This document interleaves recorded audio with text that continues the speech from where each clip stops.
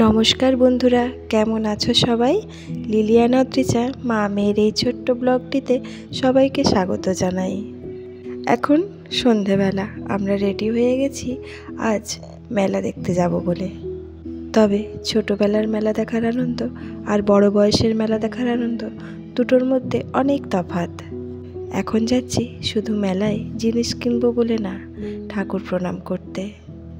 আর শ্মশান কালী মাতার মন্দিরে যেহেতু মেলাটি বসেছে, মাকে প্রণাম করার সাথে সাথে যাব আরেকটি জায়গা, সেটি হলো সন্তোষী মাতার মন্দির। আমাদের এখানে দুটি জায়গায় দুটি উৎসব পাশাপাশি পালিত হয়। এখন আমরা যাচ্ছি সন্তোষী মাতার মন্দিরে। রাস্তার ধারে ধারে প্রচুর লাইট এবং বড় বড় লাইটের গেট। আমরা একেবারেই কাছাকাছি পৌঁছে গেছি, আর একটুখানি গেলেই মায়ের মন্দিরের সামনে এসে উপস্থিত হব। এইমাত্র মায়ের আরতি শেষ হলো, সামনে অনেক লোকজনের ভিড়। আমরা সোজা পৌঁছে গেছি একেবারে সামনে। অনেক দূরে আছে মায়ের মূর্তি, তবে মায়ের মূর্তিটা হলো প্রস্তর নির্মিত। প্রতিটি শুক্রবারই যারা মায়ের ব্রত পালন করেন তারা পুজো দিতে আসেন, আর দোল পূর্ণিমা উপলক্ষে প্রতি বছর ধুমধাম করে পুজো করা হয়। আমরা দূর থেকে দাঁড়িয়ে মাকে দর্শন ও প্রণাম করলাম।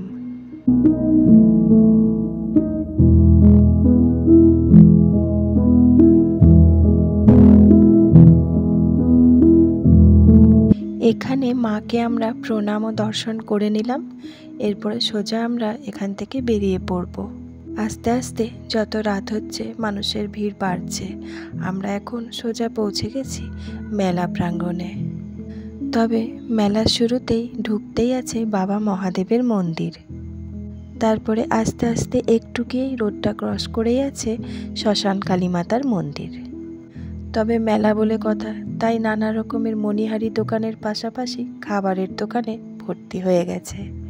তবে খুব একটা রাত হয়নি বলে মেলায় ভিড়টা কিছুটা কম। আমরা আস্তে আস্তে মন্দিরের ভেতরের দিকে এগিয়ে যাচ্ছি। পরপর পরপর লাইটের গেট এবং সুন্দর ফুলের সজ্জা দিয়ে গেট বানানো হয়েছে।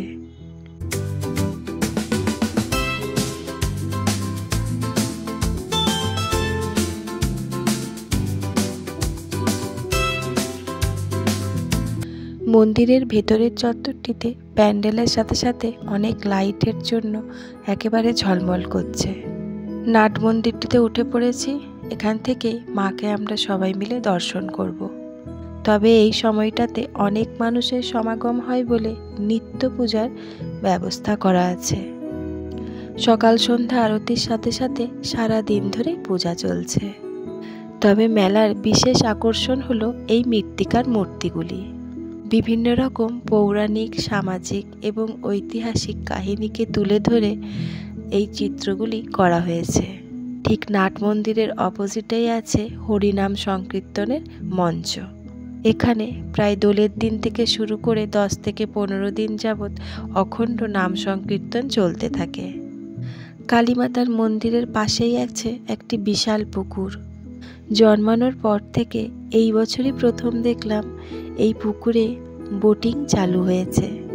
মানুষকে নতুন কিছু জিনিস বিশেষভাবে আকর্ষণ করে, তাই দেখছি বোটিং করার জন্য অনেক মানুষের ভিড় জমেছে পুকুরের পাড়ে। আমরা মন্দিরের ভেতরের চত্বরে যেসব মৃত্তিকা চিত্রগুলি করা হয়েছে সেগুলোই প্রদক্ষিণ করছি। এই পুকুরটিকে কেন্দ্র করেও একটি চিত্রও করা হয়। বসুদেবের মাথার উপরে শ্রীকৃষ্ণ মথুরায় ভ্রমণ করছে, আর বাচ্চাদের মজা দেওয়ার জন্য এইসব জিনিসগুলি তৈরি করা হয়। এগুলিকে পেয়ে ওরা প্রচুর ছবিও তোলে। বহুদিন ধরে এই মেলার প্রস্তুতি চলে। তাছাড়া কিছু সময়ের মধ্যে এত কিছু মূর্তি তৈরি করা, এত কিছু আয়োজন করা কখনোই সম্ভব হতো না। গত কয়েকদিন আগে পেরিয়ে যাওয়া মহাকুম্ভের মেলায় যেসব সাধুরা উপবিষ্ট ছিলেন তাদেরই চিত্র তুলে ধরা হয়েছে।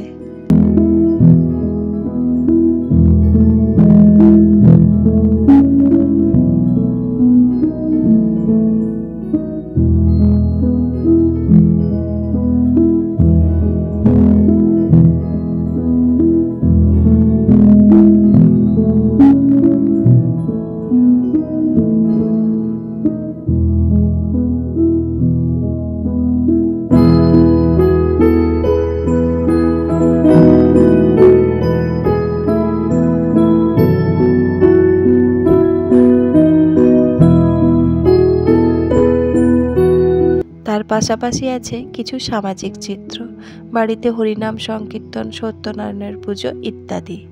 আর এর সাথে আছে কিছু পারিবারিক কাহিনী। এইভাবেই মেলাটি জমজমাট হয়ে উঠেছে। মূল মন্দিরের 3 দেওয়ালে আছে পৌরাণিক চিত্র। এখানে শ্রীরামচন্দ্র, লক্ষ্মণ, সীতা সহ হনুমান, জাম্বুবানদের নিয়ে তৈরি হয়েছে সুন্দর একটি চিত্র। সমগ্র মন্দির চত্বরটি জুড়েই এক একটি করে কাহিনী তুলে ধরা হয়েছে। আর ছোট্ট ছোট্ট শিশুদের জন্য তৈরি করা হয়েছে এই জঙ্গলের পরিবেশটি। এটি দেখে ওরা ভীষণ খুশি। মায়ের মন্দিরের ঠিক পিছনের দেওয়ালেই আছে বাবা মহাদেবের এই সতীর দেহত্যাগের চিত্রটি। তার সামনে আছে এই ছোট্ট শিবলিঙ্গ। এই শিবলিঙ্গটিতেই সবাই এসে জল ঢালে এবং পুজো করে। আমরা মন্দির থেকে বেরিয়ে সোজা চলে এসেছি মেলাতে। মেলা মানেই প্রচুর প্রচুর দোকান আর বাচ্চাদের ঝোঁক।